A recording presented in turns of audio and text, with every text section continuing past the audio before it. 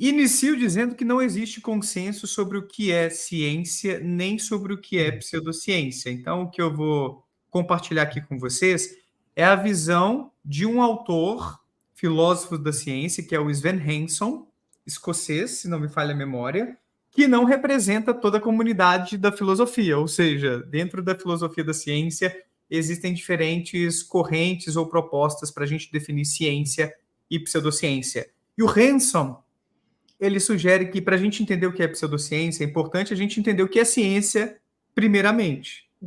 Porque se a gente pegasse só a definição de dicionário etimológica, pseudociência seria a falsa ciência. Mas se a gente não sabe o que é ciência, o que seria a falsa ciência? Então, para a gente começar sobre o conceito de ciência, o Hanson propõe que ciência é a prática que nos fornece as respostas mais confiáveis sobre um determinado assunto. Então, por exemplo, a respeito do comportamento humano, a gente pode encontrar teorias para explicar a depressão, para dar um exemplo, que são científicas e teorias que são pseudocientíficas. Aquelas respostas mais confiáveis que a gente tem sobre esse assunto, por que as pessoas se deprimem, seriam as respostas científicas. Então, ciência tem a ver com confiabilidade. É o quanto a gente pode confiar naquela teoria, naquela explicação, enquanto algo que descreve de forma acurada a realidade. Não é que a ciência seja perfeita, não que suas teorias sejam sempre sólidas demais a ponto de serem irrefutáveis. Não é isso. A gente pode o tempo inteiro mudar de ideia na ciência.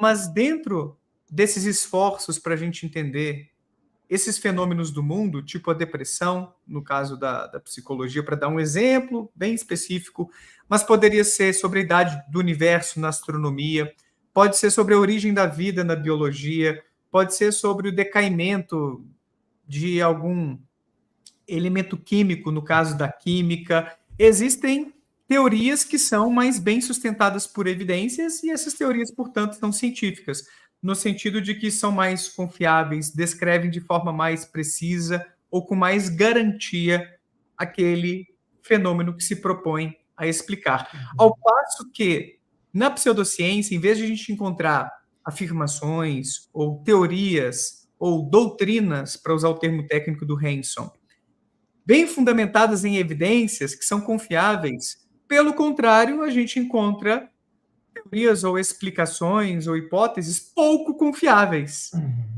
Tem uma carência, uma precarização de evidências e métodos de investigação muito ruins também, pouco confiáveis, que nos conduzem a respostas, a conclusões que a gente não pode confiar. Então, para diferenciar, no primeiro momento, ciência de pseudociência, basicamente, na ciência a gente tem confiabilidade.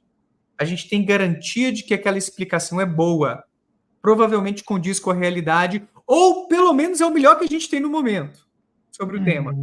Ao passo que na pseudociência, a gente não tem muita garantia de que aquilo funciona, de que aquilo é verdadeiro. Existe uma carência marcante de evidências. São explicações, então, muito furadas, porosas. E aqui tem uma coisa importante para a gente finalizar essa introdução mais conceitual de acordo com o Sven Hanson, Shaolin.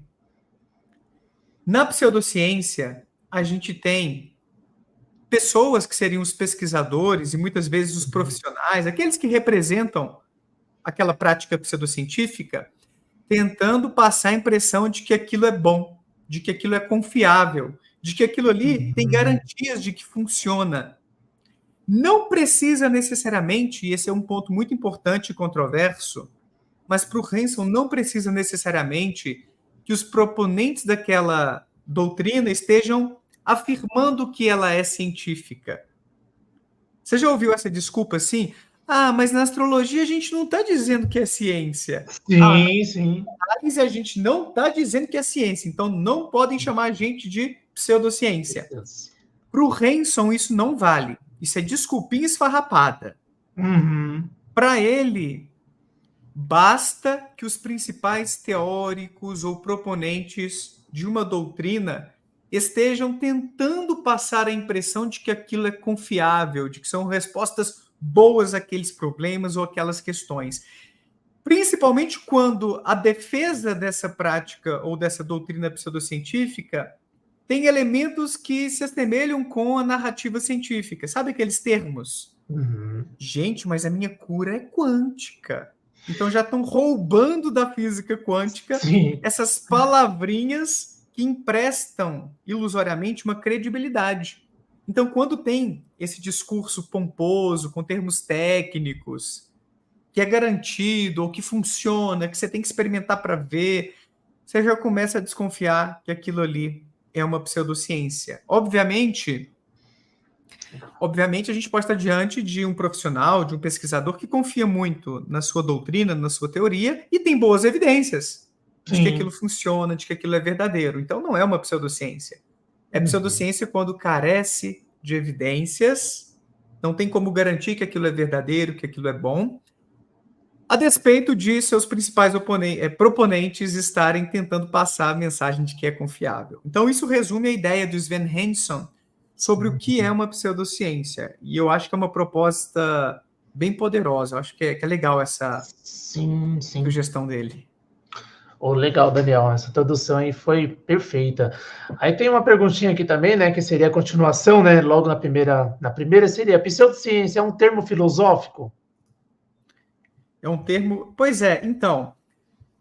A gente pode fazer uma discussão filosófica sobre pseudociências, que é mais ou menos o que eu introduzi aqui.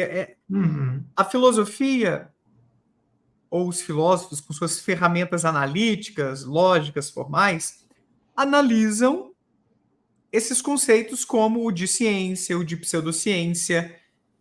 Mas existe também uma compreensão desses termos no senso comum, que não necessariamente é uma compreensão ou uma discussão filosófica. Então, os filósofos eles podem se debruçar sobre esse assunto, como o Sven Henson fez, sobre pseudociência, sobre o que é ciência, por exemplo, o que é evidência. Então, existe uma discussão legal também sobre o que é evidência no final das contas. Beleza, entendi que uma doutrina é científica, tipo a teoria da evolução, quando ela é amparada por boas evidências. Mas o que é uma boa evidência? Existe uma discussão sobre isso também. Então, a filosofia ela tem muito a contribuir para o debate, porque os filósofos são muito úteis para estabelecer esses limites, essas demarcações entre o que é isso, ciência, o que é aquilo, pseudociência. Bem como o que é evidência, o que é um átomo, o que é energia. Todas essas questões conceituais de definição do que são as coisas, a gente já entra na arena da filosofia. Pelo menos se você quer fazer um trabalho legal, você precisa da filosofia. Na minha tese de doutorado, Shaolin, eu precisei trabalhar muito conceitos como espiritualidade, crença, descrença. Legal. Eu precisei definir o que eu estava chamando com cada um desses termos para que meus leitores compreendessem meu argumento, como eu medi essas coisas, porque eu medi nível de crença em seres espirituais no meu doutorado. Eu desenvolvi um instrumento psicométrico capaz de aferir a força com que as pessoas acreditam em seres espirituais. Mas para fazer isso, eu precisei definir o que é um ser espiritual. E é um trabalho filosófico. Sim. Então, a filosofia é importantíssima para a gente delimitar bem esses termos, para que a gente os aplique, os utilize de forma adequada, razoável, clara, sem confusões, sem ambiguidades, no trabalho acadêmico, na divulgação científica. Oh, legal. Daniel, tem umas no chat aqui que é bem interessante já para a gente continuar. Manda aí, ué. Ó, o Aprendendo Desenhando é um dos nossos amigos, que ele lê artigo, tudo, que é o Francesco, e ele falou o seguinte: segundo o Antônio, dos ETs, não existe o termo pseudociência no debate acadêmico. Ele está errado, esse Antônio dos ETs. Então existe, né? Esse debate, existe esse questionamento, né? Existe o debate na filosofia, existe o debate na ciência. Cara, a Natália Pasternak, fundadora ao lado do Carlos Orsi, do Instituto Questão de Ciência, publicou um livro, os dois, né, autores, Que Bobagem, que é justamente sobre pseudociências. Então, são cientistas, divulgadores científicos discutindo o assunto.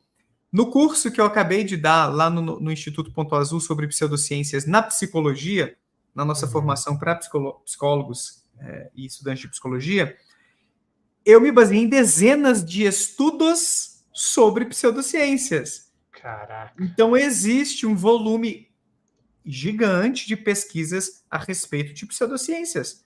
Então, é falsa essa noção aí de que não se discute pseudociência na academia. Discute sim, tem muita pesquisa científica sobre isso.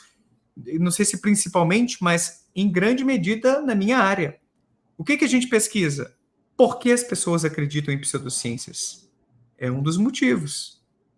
É importante a gente saber o que está por trás da confiança que as pessoas depositam nessas doutrinas e práticas pseudocientíficas. E a psicologia tem muito a contribuir sobre isso. Então, sim, tem muita pesquisa no meio acadêmico sobre pseudociência, sim.